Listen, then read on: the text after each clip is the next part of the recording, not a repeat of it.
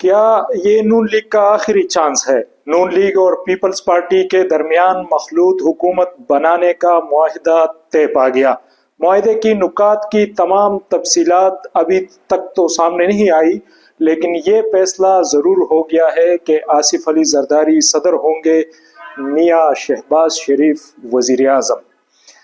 Speaker قومی assembly نون league کا ہوگا۔ چیئرمین سینٹ کا تعلق پیپلز پارٹی سے ہوگا، اور دو گورنر نون لیگ کے اور دو گورنر کا تعلق پی پی پی سے ہوگا۔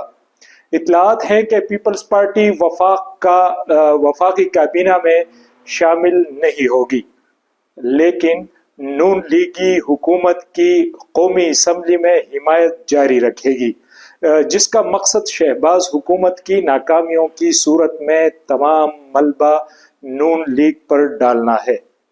اب نون لیگ ایم کیو ایم کے ساتھ بات چیت کر رہی ہے کہ حکومت میں شامل ہونے کی صورت میں متحدہ کو کیا ملے گا۔ پہلے تو اس بات کا افسوس ہے کہ جس انداز میں گزشتہ رات پریس کانفرنس کی گئی، اس میں تاثر یہی سامنے آیا کہ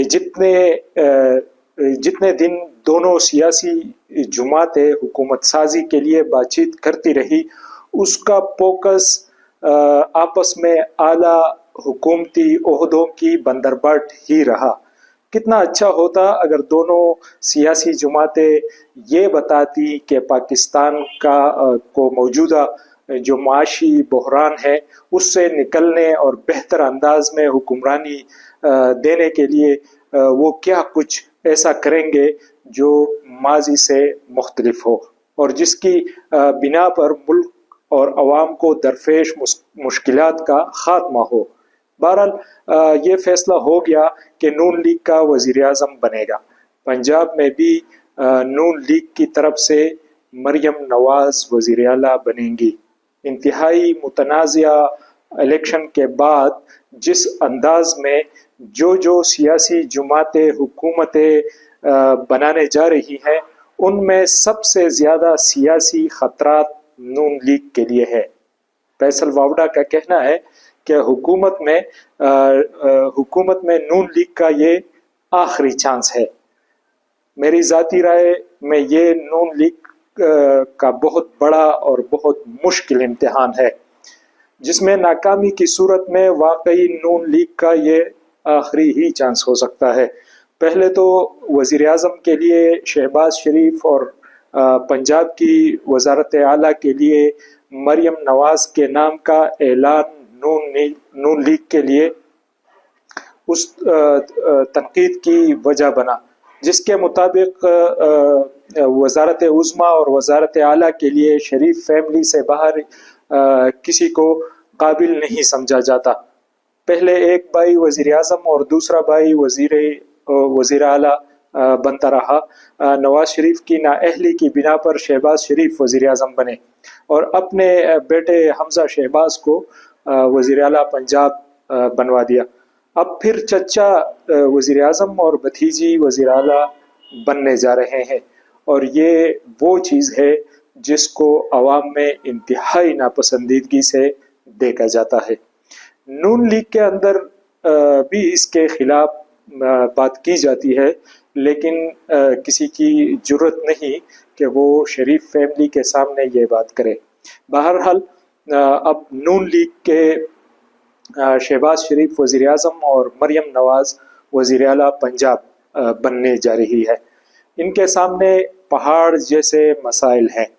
ملک کی معیشت تباہی کے دہانے پر ہے، عوام کا مہنگائی سے برا حال ہے، حکومتی ادارے اور سرکاری افسران اپنے فرائض نبھانے سے عاری ہیں، جس کی وجہ سے عوام دھکے کھانے پر مجبور ہیں۔ رشوت اور سفارش عام ہے۔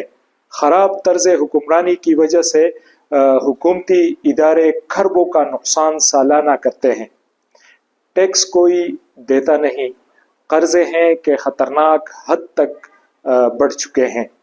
ماضی میں جو طرز حکمرانی نون لیگ کا رہا، اگر ویسے ہی معاملہ آگے بھی چلا تو پھر پاکستان کا بڑا نقصان ہوگا اور نون لیگ سیاست کرنے کے قابل نہیں رہے گی۔